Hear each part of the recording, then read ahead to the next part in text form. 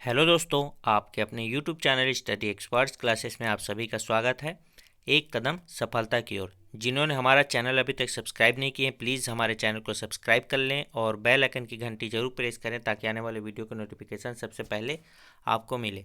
दोस्तों, आज का जो वीडियो लेकर आए हैं हम, आज का जो एनटीपीसी का एग्ज़ाम हुआ है उसमें फर्स्ट और सेकेंड शिफ्ट में जो क्वेश्चन पूछे गए हैं उन सभी क्वेश्चनों को लेकर आए हैं हम।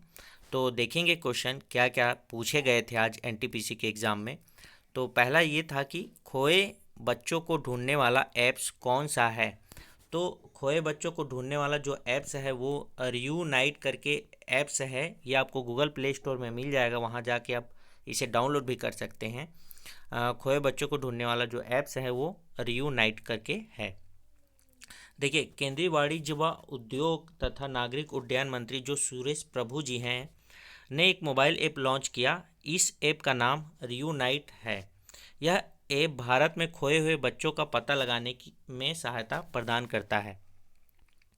फिर अगला जो क्वेश्चन पूछा गया था ये था कि 124वां संविधान संशोधन किस लिए किया गया। तो देखिए, ये किस लिए किया गया था। सामान्य वर्ग को 10% आरक्षण के लिए ये संशोधन किया गया था। 124वां संविधान संशोधन इसलिए किया गया था।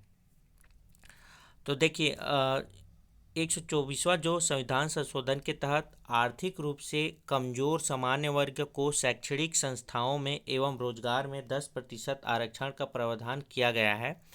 इसके लिए संविधान के अनुच्छेद 15 और अनुच्छेद 16 में संशोधन करके क्रमशः दोनों में ही क्लॉज 6 को जोड़ा गया है। मतलब इसको जोड़ा गया है कि सामान्य वर्ग को 10% आरक्षण मिले। और इसमें कैसे लोगों को दिया गया है, जिसमें आर्थिक रूप से वो कमज़ोर हों। फिर अगला है सुप्रीम कोर्ट की पहली महिला जज कौन है। तो सुप्रीम कोर्ट की पहली महिला जो जज हैं वो फातिमा बीबी जो हैं सुप्रीम कोर्ट की पहली महिला जज हैं। तो देखिए, न्यायमूर्ति फातिमा बीबी जो हैं, जन्म इनका जो हुआ था 30 अप्रैल 1927 में हुआ था। जो सर्वोच्च न्यायालय की पूर्व न्यायाधीश हैं, वे वर्ष 1989 में इस पद पर नियुक्त होने वाली पहली भारतीय महिला हैं। तो क्वेश्चन आपसे पूछा जा सकता है कि इनको जो नियुक्ति हुआ था वो कौन से सन में हुआ था। तो 1989 में ये नियुक्त हुए थी पहली भारतीय महिला के पद पर। देखिए, उन्हें 3 अक्टूबर 1993 को राष्ट्रीय मानवाधिकार आयोग भारत की सदस्य बनाया गया था। उनका पूरा नाम मीरा साहिब फातिमा बीबी हैं। अगला जो क्वेश्चन था, केदारनाथ मंदिर किस नदी पर स्थित है। तो केदारनाथ जो मंदिर है वो मंदाकिनी नदी पर स्थित है। फिर अगला था, सबसे पहला सर्वोच्च न्यायालय का न्यायाधीश कौन है। तो सबसे पहला सर्वोच्च न्यायाधीश का न्यायाधीश जो हैं वो हैं श्री H.K. कनिया जी। इससे रिलेटेड क्वेश्चन देख लेते हैं। देखिए, इनका जो जन्म हुआ था 3 नवंबर 1890 में और इनकी जो मृत्यु हुई थी ये 6 नवंबर 1951 में हुई थी।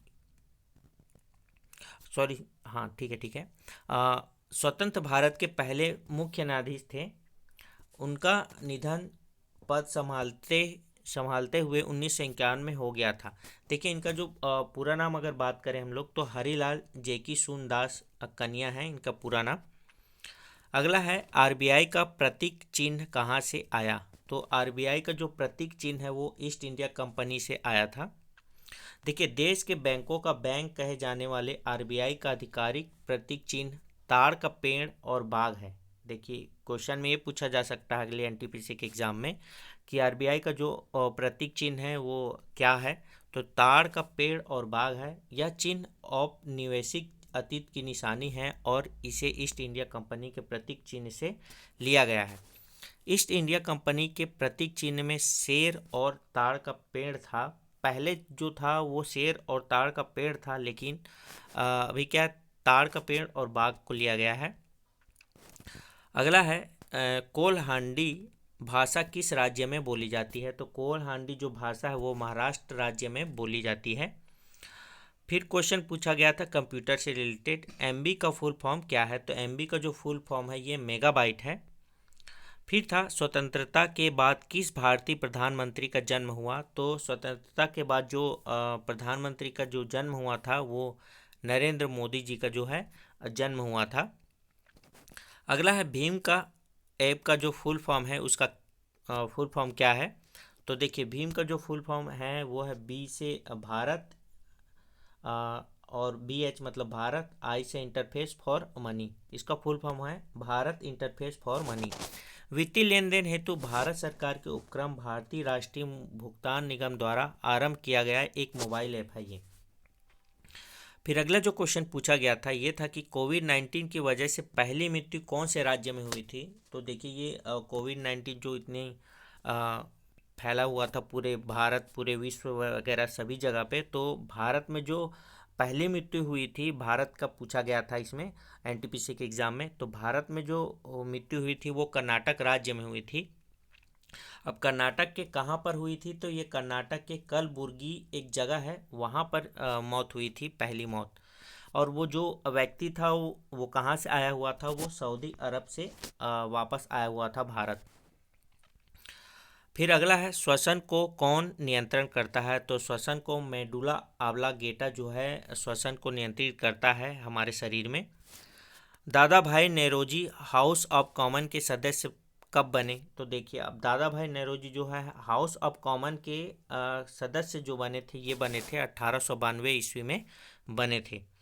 फिर अगला जो क्वेश्चन था ये था कि विटामिन बी जो है, यहाँ 8 लिखा हुआ है, ये बी है।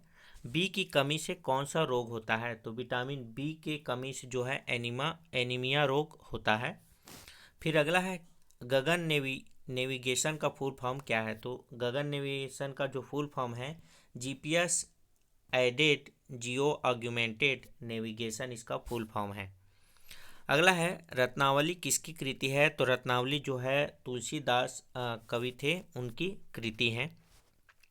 फिर अगला स्टार्टअप योजना कब शुरू की गई थी। तो स्टार्टअप जो योजना है ये 15 अगस्त 2015 में लागू चालू हुआ था, शुरुआत हुई थी इसकी। फिर अगला है यूएनईपी का मुख्यालय कहाँ है। तो यूएनईपी का जो मुख्यालय है ये केन्या है। आपको हो सकता है अगले एनटीपीसी एग्जाम में इसको फुल फॉर्म पूछा जाए, तो ये इसका फुल फॉर्म है यूनाइटेड नेशंस इन्वायरमेंट प्रोग्राम। ध्यान रखिएगा, यूनाइटेड नेशन इन्वायरमेंट प्रोग्राम। दोस्तों ये वीडियो आपको अच्छा लग रहा हो तो वीडियो को लाइक कर दें, अपने दोस्तों के साथ शेयर कर दें। फिर अगला है पूर्व का वेनिस किसे कहा जाता है। तो पूर्व का जो वेनिस है ये उदयपुर को कहा जाता है। फिर था पृथ्वी के बाहरी भाग को क्या कहते हैं। तो पृथ्वी के जो सबसे बाहरी भाग होता है उसको क्रस्ट कहा जाता है। फिर था 2019 में महात्मा गांधी की कौन सी जयंती मनाई गई थी। तो 2019 में जो है 150वीं जयंती। आज के लिए बस इतना ही, और अगले सेकेंड शिफ्ट के लिए हम शाम को वीडियो डाल देंगे, आप उसे ज़रूर देखिएगा। हमारे ये वीडियो आपको अच्छा लगा हो तो प्लीज़ वीडियो को लाइक कर दें, शेयर कर दें अपने दोस्तों के साथ, और कमेंट करके ज़रूर बताएं कि ये वीडियो कैसा लगा, और सब्सक्राइब करना ना भूलें हमारे चैनल को।